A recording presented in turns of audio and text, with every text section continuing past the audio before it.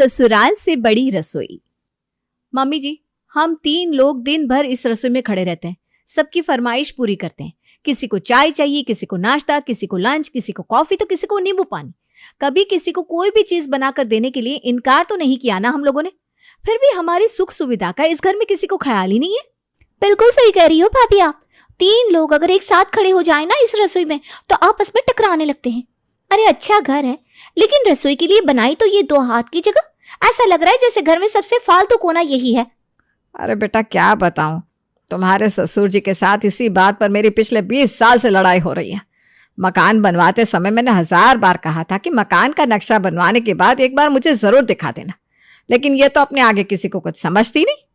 चले आए खुद ही नक्शा अप्रूव करके, और जब मकान बनकर तैयार हो गया तब मुझे पता चला कि हमारे पतिदेव ने रसोई के नाम पर यह माचिस की डिब्बी बनवाई है। अब रसोई में खड़े होकर जो काम करेगा उसे ही पता चलेगा ना इस छोटी सी रसोई में काम करने में कितनी तकलीफ होती है। ना तो ढंग से सामान रखा जाता है, ना ही जरा सा भी वेंटिलेशन है। बिल्कुल ठीक कह रही है मम्मी जी आप। इस रसोई को देखकर ना खाना बनाने का मन ही नहीं करता। दिल करता है रसोई से त्याग पत्र ही दे दूं। अरे तू तो त्याग पत्र दे देगी, लेकिन ये तेरा त्याग पत्र स्वीकार कौन करेगा? चुपचाप से खाना बना, माँ जी के सुर में सुर मिलाकर बड़ी बड़ी बातें मत कर। बात तो राधिका की ठीक ही थी, चाहे वो इस रसोई को कितना भी कोस ले, लेकिन सच तो यही था ना कि उनकी किस्मत तो उस छोटी सी रसोई से ही जुड़ी थी। अब चाहे अच्छा लगे या बुरा, लेकिन उन्हें तो दिन का आधा समय वहीं बिताना पड़ता था। एक दिन, अरे भाई इस बार की किट्टी तो मेरे गट्टू के नाम है। सच्ची इतनी खुशी दी है ना मेरे बेटे ने कि क्या बताऊं। पहले तो सरकारी नौकरी लग गई और अब A1 मकान बनवाया है हमारे लिए। हाँ, जैसे कलेक्टर लग गया तेरा बेटा सरकारी विभाग में। अरे छोटा सा क्लर्क ही तो है। आई बड़ी गट्टू वाली, मेरे दोनों बेटे मैनेजर है। अब बोल। अरे हम तो कुछ बोलते ही नहीं, वरना कहोगी कि देखो शुक्लाइन ऐसा बोल रही है। लेकिन जब तुमने मुंह खुलवाया है तो सुन लो, होंगे तुम्हारे बेटे मैनेजर और पति कलेक्टर, लेकिन घर हमने भी देखा है भाई तुम्हारा। अरे घर में स्टोर रूम भी बड़े होते हैं, लेकिन इनकी रसोई देख लो, माचिस की डिब्बियां याद आ जाए। इतनी छोटी कि शुरू होने से पहले ही खत्म हो जाती है। अरे मेरा घर मेरी रसोई, तुझे क्या तकलीफ है भाई? हमें पसंद है छोटी रसोई। अब बोल। पसंद तो तुझे वो रसोई क्या होगी, बस इज्जत बचा रही है तू, और क्या। अरे इतने ही पैसे वाली है तो सबसे पहले जाकर अपने रसोई की हालत सुधार। दुनिया कहाँ से कहाँ पहुंच गई। अब तो घर घर में मॉड्यूलर किचन होने लगे हैं, और एक इनकी रसोई है, ऊपर से तुर्रा देखो मैडम का कि इन्हें पसंद है भाई। सच्चाई यही थी कि मधु के पति और दोनों बेटे अच्छी अच्छी नौकरियों में थे। घर में हर महीने मोटी रकम तनख्वाह के नाम पर आ रही थी, लेकिन फिर भी किसी को रसोई से कोई सरोकार नहीं था। ना तो रसोई में सामान रखने की लकड़ी की अलमारियां थी, ना चिमनी, ना सुंदर सा चमकता प्लेटफॉर्म। देखा बहू तूने, ये शुक्लाइन कैसे सबके सामने मेरा अपमान कर रही थी। और ये पहली बार नहीं हुआ, कॉलोनी में मेरी कोई इज्जत ही नहीं है। सारी औरतें अपनी रसोई के किस्से सुनाती हैं, लेकिन मैं क्या बताऊं कि मेरी रसोई में तो हम तीनों सास बहू साथ में खड़े हो जाए तो धक्का मुक्की हो जाती है। बस अब बहुत हुआ। अब अगर इन बाप बेटों ने हमारी रसोई की परेशानी हल नहीं की तो मुझसे बुरा कोई नहीं होगा। उसी दिन शाम को, राधिका बहू चाय चढ़ा दे, तेरे पापा जी और मेरे दोनों सुपुत्र आ गए हैं। कुछ ही देर में सभी लोग ड्राइंग रूम में साथ बैठकर चाय पी रहे थे। क्या बात है माँ, आज क्यों ऐसी चिड़चिड़ी सी लग रही हो? कुछ बात हुई है क्या? बात क्या होगी भैया, 3 सास बहू में हो गई होगी महाभारत। इन्हें कौन सा झगड़ा करने को पड़ोस तक जाना होता है। घर में ही तीनों लड़ भिड़ कर अपना मनोरंजन करती रहती हैं। ऐसा है बेटा कि ज्यादा बोलो मत, कहीं ऐसा ना हो कि मेरा सारा गुस्सा तुम्हारे ऊपर निकल जाए। चुप रहो तुम दोनों। तुम्हारी माँ की शक्ल बता रही है कि जरूर कोई बहुत सीरियस बात है। अच्छा भाग्यवान, बताओ, अब हम लोग कोई मजाक नहीं करेंगे। क्या हो गया? देखिए, पूरा दिन तुम तीनों बाप बेटे घर से बाहर रहते हो, एसी ऑफिस में बैठकर ठाठ से काम करते हो, और ऑफिस से आने के बाद सोफे पर पसर जाते हो। लेकिन हम तीनों, ना तो हमारे नसीब में आपकी तरह एयर कंडीशन वाले कमरे हैं, ना सोफे पर पड़े पड़े टीवी देखने की फुर्सत। हमारा दिन का आधा समय तो रसोई की गर्मी और आप लोगों के लिए खाना बनाने, परोसने और बर्तन साफ करने में बीत जाता है। लेकिन ठीक है, अब आप लोग कहेंगे कि अगर हम घर और रसोई संभालते हैं तो आप भी तो घर से बाहर जाकर नौकरी करते हैं। हम अपना काम करने से पीछे नहीं हट रहे हैं, लेकिन अब हम तीनों ने सोच लिया है कि हम भी अपना मन लगाकर काम तभी करेंगे जब आप लोग हमारी परेशानियों को हल करेंगे।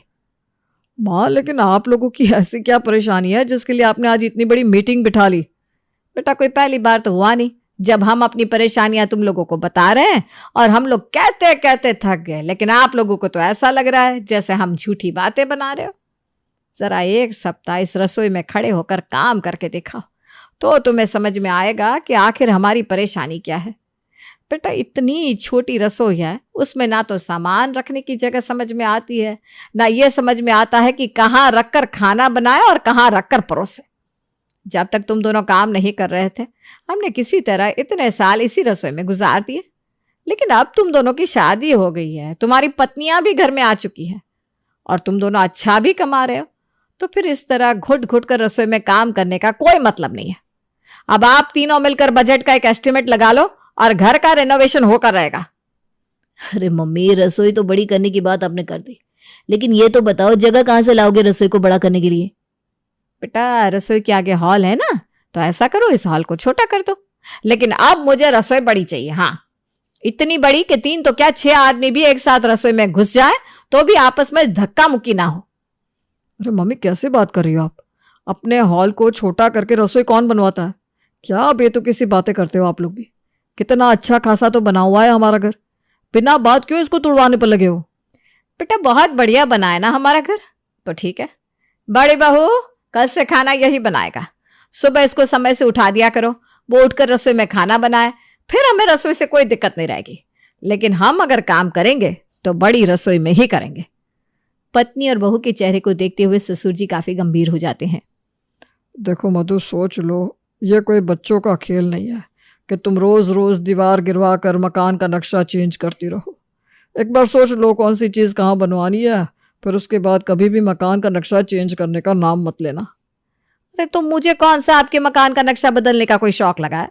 आप बस मेरी रसोई की समस्या हल कर दीजिए, बाकी मुझे किसी चीज से कोई दिक्कत नहीं है।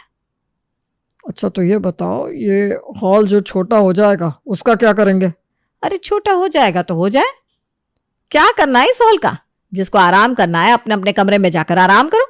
इस हॉल के सोफे पर पड़े रहते हो दिन भर, ना रहेगा हॉल, ना बिछेगा सोफा, और ना आप लोग इस पर बैठकर दिन भर हमसे चाय मांगोगे। लगता है आज ये तीनों पूरी तैयारी से आई है, आज किसी की बात नहीं सुनने वाली। अब रसोई बड़ी करने के अलावा और कोई चारा ही नहीं है। घर की तीनों औरतों की जिद के आगे किसी की एक नहीं चली। अंत में घर में मरम्मत का काम शुरू हो जाता है। सास की नाराजगी को दूर करने के लिए इस बार ससुर जी इतनी बड़ी रसोई बनवा देते हैं कि रसोई घर के हॉल से भी बड़ी हो जाती है। कुछ दिनों के बाद, अरे माँ, अब तो इतनी बड़ी रसोई हो गई, आपको अब तो कोई तकलीफ नहीं होगी या अभी भी कुछ दिक्कत है? नहीं बेटा, आप कोई दिक्कत नहीं है, अब तो रसोई में काम करके मजा ही आ जाता है। सच में तुम्हारे बाबूजी ने तो दिल जीत लिया, इतनी बढ़िया रसोई बनवा कर दी कि मोहल्ले की सारी औरतों की बोलती बंद हो गई। बार बार मॉड्यूलर मॉड्यूलर कहकर टशन दिखाती थी, अब मेरी रसोई की बराबरी करके दिखाए। अगर उनकी रसोई मॉड्यूलर है ना, तो मेरी मॉड्यूलर का बाप है। माँ, मैं सोच रहा हूँ अब तो आपकी पूरी रसोई खाली पड़ी रहती है। ऐसा करते ना, एक बढ़िया सा डाइनिंग टेबल लाकर रसोई में लगा देते हैं, सुंदरता बढ़ जाएगी आपकी रसोई की। हाँ बेटा, क्यों नहीं, अब तुम्हारा जो मन करे वो लाकर रसोई में लगाओ, माँ को इससे क्या एतराज हो सकता है। बल्कि हमें तो सुविधा हो जाएगी, आराम से डाइनिंग टेबल की चेयर पर बैठकर सब्जियां काटा करेंगे। माँ की तरफ से हरी झंडी मिलते ही अगले दिन छोटा बेटा एक बढ़िया सी डाइनिंग टेबल लाकर रसोई में लगा देता है। रसोई में जब से डाइनिंग टेबल लगी थी, तीनों सास बहू को तो जैसे उसके ऊपर बैठकर रसोई का काम करने का मौका ही नहीं मिला था, क्योंकि घर के बाकी लोग हर समय उसी डाइनिंग टेबल पर बैठे रहते। किसी को डाइनिंग टेबल पर बैठकर अपने मोबाइल में गेम खेलना होता, तो कोई वहां बैठकर अपने ऑफिस का काम निपटा रहा होता। इतना ही नहीं, बच्चे भी अपने स्कूल का होमवर्क वहीं बैठकर करते। एक दिन मैं सोच रहा हूँ यहीं रसोई के अंदर सोफा लगा लेता हूँ, भाई इस डाइनिंग टेबल पर बैठ करना मुझसे ज्यादा देर काम नहीं हो।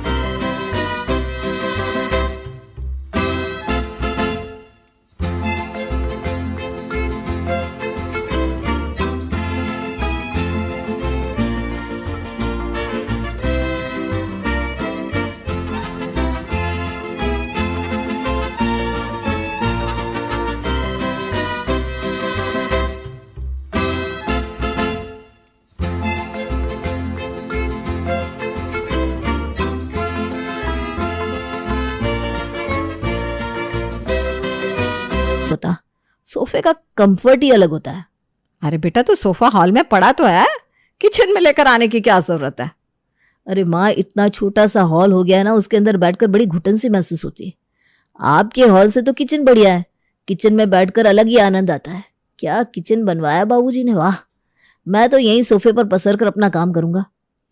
धीरे धीरे रसोई में सोफा, डाइनिंग टेबल और फ्रिज सब कुछ पहुंच गया था। माँ जी, जब से ये सोफा, डाइनिंग टेबल रसोई में आया ना, उसके बाद परेशानी बढ़ गई है हमारी। क्यों बेटा, क्या हुआ? परेशानी किस बात की? अरे परेशान क्यों ना हो, रसोई में चैन से खड़े होकर खाना भी नहीं बना सकते। पहले जब हम रसोई में खाना बनाते थे तो अपनी पसंद का कोई भजन या प्रोग्राम लगा लिया करते थे मोबाइल में, लेकिन अब तो रसोई में ऐसा चिड़ियाघर बना रहता है कि किचकिच से सर दर्द होने लगता है। अब पूरा दिन कोई ना कोई यहीं बैठा रहता है। आप इनको बोलिए ना अपने अपने कमरे में जाए या फिर हॉल में जाकर अपना काम किया करें। रसोई कोई पूरे परिवार के बैठने के लिए होती है क्या? बहू, रसोई तो एसी हॉल जितनी बड़ी भी नहीं होती, लेकिन हमने बनवाई ना तुम्हारे लिए। अब जब तुम्हारे लिए हॉल में बड़ी रसोई बनवाई है तो उसका आनंद सभी को उठाने दो। इतना परेशान होने वाली क्या बात है? ससुर जी की बात का बहू के पास कोई जवाब नहीं था, इसलिए वो चुपचाप जाकर अपना काम करने लगती है। इस बात को 1 सप्ताह बीता होगा कि दोनों भाई नया टीवी लेकर घर में घुसते हैं। अरे ये टीवी किसके लिए लाए हो? घर में पहले से 2 टीवी है ना? अरे 2 टीवी है, लेकिन उसे देखने के लिए या तो रूम में बैठना पड़ता है या फिर हॉल में। रूम में तो बच्चों की वजह से कुछ नहीं देख पाते और हॉल में बैठकर मन ही नहीं लगता, इसलिए हम लोग ये टीवी रसोई के लिए खरीद कर लाए हैं। आराम से सोफे पर बैठकर टीवी का मजा लेंगे। क्या अब आप लोग रसोई में टीवी भी लगाओगे? मेरा तो दिमाग ही नहीं काम कर रहा। हमारे घर के लोगों को क्या हो गया है? उनका बस चले ना तो कल को बेड भी किचन में ही लगा ले और कहे हम तो सोएंगे भी किचन में। थोड़ा तो कॉमन सेंस यूज करना चाहिए ना। पागल हो गए क्या सब लोग रसोई रसोई करके? मेरा तो मन कर रहा है हम लोग बेडरूम में जाकर खाना बनाना शुरू कर दे, क्योंकि रसोई को तो इन लोगों ने लिविंग रूम बनाकर रख दिया है। कम से कम वहां तो थोड़ा सुकून मिलेगा। मम्मा पापा ने कहा कि हम लोग हॉल में ना खेले, हॉल इतना छोटा है कि बॉल लगने से टीवी फूट जाएगा, तो हम लोग किचन में ही खेल ले। लो, अब रसोई को प्लेग्राउंड भी बना दिया। अरे अपने पापा से कहो, पापा अपने कमरे का डबल बेड भी खिसका के रसोई में लेकर चलो, अब से रात को सोएंगे भी रसोई में। अभी सास बहू आपस में बात कर ही रही थी कि इतने में सास मधु का फोन बज उठता है। मोहल्ले की औरतों को पता चल गया है कि हमने अपनी रसोई बनवाई है। अब नई रसोई की दावत लेने के लिए कल पूरी मंडली आ रही है। बहू तैयारी कर लेना बेटा, वरना तुम जानती हो कॉलोनी की औरतों की आदतों को। मम्मी जी क्यों टेंशन लेती हैं आप? बिल्कुल चिंता मत करिए, शुक्लाइन आंटी की बोलती बंद करके भेजूंगी मैं कल। अगले दिन सास मधु की सहेलियां घर पर आती हैं। अरे मधु भाई, ये किस तरह का ड्राइंग रूम है जिसमें सोफा तक नहीं है? अब क्या जमीन में दरी बिछाकर मेहमान को बिठाओगी? नहीं नहीं, वो देखो सोफा तो इनकी रसोई में लगा हुआ है। लग रहा है ये कोई नया फैशन है कि मेहमानों को रसोई में सोफे पर बिठाकर चाय नाश्ता कराते होंगे ये लोग। सही है सही है, वही बनाओ और किचन में ही मेहमानों को चाय नाश्ता सर्व कर दो। लेकर आने और जाने का झंझट भी खत्म। क्यों भाई, सही कहा ना? ऐसे सच सच बताना मधु, अपने घर का ये तमाशा किस खुशी में बनवाया है तुमने? अरे रसोई है या लिविंग रूम? इतनी बड़ी रसोई किसकी होती है भाई? और मुझे तो ऐसा लग रहा है कि गोलू और मिंकू आजकल पार्क में भी नहीं आ रहे, लगता है रसोई में ही क्रिकेट खेल लेते होंगे। हाँ भाई, जब घर में इतना बड़ा मैदान है तो पार्क में जाकर अपनी एनर्जी क्यों वेस्ट करनी। शुक्लाइन की बात सुनकर सारी सहेलियां ठहाका मारकर हंसने लगती है। बहू, ये लोग घर पर आई है, बस इसी बात का लिहाज कर रही हूँ, वरना अब भी जाकर ना इस शुक्लाइन की बोलती बंद कर देती मैं। जीना मुश्किल करके रखा हुआ है मेरा। जब मेरी रसोई छोटी थी तो छोटी रसोई कहकर मेरा जीना मुश्किल करके रखा था, और अब जब मैंने इतनी बड़ी रसोई बनवा ली है तो भी इसको चैन नहीं। चलिए आई मेरा मजाक उड़ाने के लिए। मम्मी जी, अरे थोड़ा चिल करिए ना। अब ऐसे एक एक बंदे से लड़ती घूमेंगी तो कैसे चलेगा? बहू के समझाने पर मधु थोड़ी शांत हो जाती है। कुछ देर में चाय नाश्ता करने के बाद सारी सहेलियां लौट जाती हैं। सहेलियों के जाने के बाद मधु डाइनिंग टेबल पर बैठी होती है, तभी उसका पति उसके पास आता है। क्या हुआ भाई, तुम्हारे चेहरे पर खुशी देखने के लिए जो तुमने कहा मैंने वैसा किया, और तुम अभी भी सर पकड़कर बैठी हुई हो। अरे महारानी, बताओगी भी कि हुआ क्या? कुछ मत कहो, मेरा मन बड़ा परेशान है आज, कसम से।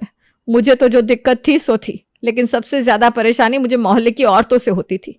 माचिस की डिबिया जैसी रसोई कहकर चिढ़ाया करते थे। जब देखो मोहल्ले की औरतें अपनी मॉड्यूलर किचन दिखाकर मुझे ताने मारती थी। उनकी बातें मेरे सीने में खंजर की तरह चुभती थी। बस इसीलिए मैंने जिद पकड़ ली कि मुझे भी नया किचन चाहिए, और मेरा किचन इतना बड़ा होना चाहिए कि कॉलोनी में उसका मुकाबला कोई और ना कर सके। अब जब रसोई बड़ी करा ली तब भी मुझे खुशी महसूस नहीं हो रही। ऐसा लगता है पूरे घर का सिस्टम ही हिल गया है इस रसोई से। मेरी जिद की वजह से बच्चे रसोई में खेल रहे हैं, वहीं पर बैठकर दोनों बेटे ऑफिस का काम करते हैं। कोई मूवी देखता है, कोई पिक्चर देखता है। घर का चिड़ियाघर बन गया है जब से ये रसोई बनी है। भाग्यवान, तुम ही जिद पकड़ कर बैठी हुई थी। मैंने तो तुम्हें समझाने की कोशिश की थी, लेकिन तुम तो अपने आगे किसी की सुनने को तैयार ही नहीं थी। तुम्हारे कारण पूरा हॉल रसोई में चला गया। आज तुम्हारी सहेलियां तुम्हारी बेइज्जती करके चली गई, जिससे तुम्हें बहुत बुरा लगा। लेकिन जो उन्होंने कहा उसमें सब कुछ गलत भी तो नहीं है। सोच कर बताओ कि अब जब भी कभी मेहमान घर में आएंगे तो क्या तुम उन्हें रसोई में ले जाकर बिठाओगी? क्योंकि हॉल में तो सोफा रखने जितनी जगह भी नहीं बची। इसीलिए कहते हैं देखा देखी नहीं, अपनी समझ से काम करना चाहिए। अब जो किया है उसे तो तुम्हें ही भुगतना पड़ेगा। Hey there. Subscribe to my channel. And also press this bell icon.